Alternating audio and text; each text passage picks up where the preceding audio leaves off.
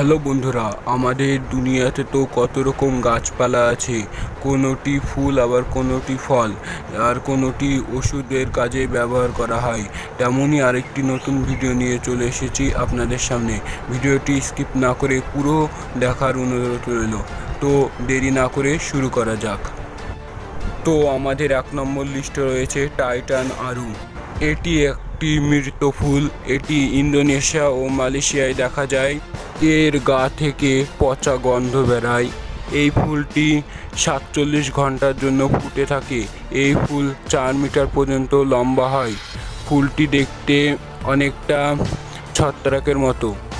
এই ফুলটি ফুটতে সময় লাগে 7 থেকে 9 বছর পর্যন্ত।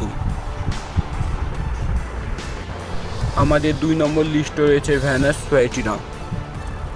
এটি কীটপতঙ্গ ধরে খায়। এটি উত্তর ক্যালিফোর্নিয়া ও দক্ষিণ ক্যালিফোর্নিয়ায় দেখা যায়।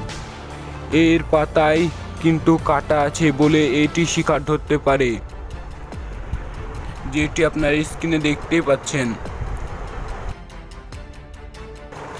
এবার আমাদের 3 নম্বর লিস্টে রয়েছে উগলিস্ট প্লান্ট। এই গাছটি সাধারণত দেখতে একদমই আলাদা। এই গাছটি নামিবিয়া ও অ্যাঙ্গুয়েলার মরুভূমিতে জন্মায়। এই গাছটি শুকনো পরিবেশে থাকতে বেশি ভালোবাসে। এবার আমাদের 4 নম্বর লিস্টে রয়েছে র্যাফলেশিয়া। এই গাছটি একটি মৃত ফুলের গাছ। এর গা থেকে মরা লাশের গন্ধ বেরায়। এটি সুমাত্রা ইত্যাদি জায়গায় জন্মায়।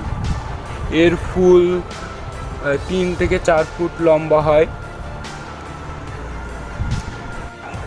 এই ফুলটি দেখতে অনেকটা সুন্দর লাগে, কিন্তু এই র্যাফলেশিয়া ফুলের গা থেকে পচা পচা গন্ধ বেরোয়। এই জন্য এই গাছটিকে অনেকে ঘৃণা করে, আবার কেউ পছন্দও করে। এবার আমাদের 5 নম্বর লিস্টে রয়েছে কোবরা লিলি। সাধারণত এই গাছটি একটি মাংসাশী উদ্ভিদ। এটি উত্তর ক্যালিফোর্নিয়া ও উত্তরাধুনির স্থানীয় জায়গায় এই গাছটি দেখা যায়। এর পাতা অনেকটা সাপের জিভের মতো দেখতে। এর শিকার ধরার টেকনিকও আলাদা। এই সাপের মতো এই জিভ দিয়ে সে শিকার ধরে, তাই এই গাছটিকে অনেকে সাপ গাছ বলে দাবি করে।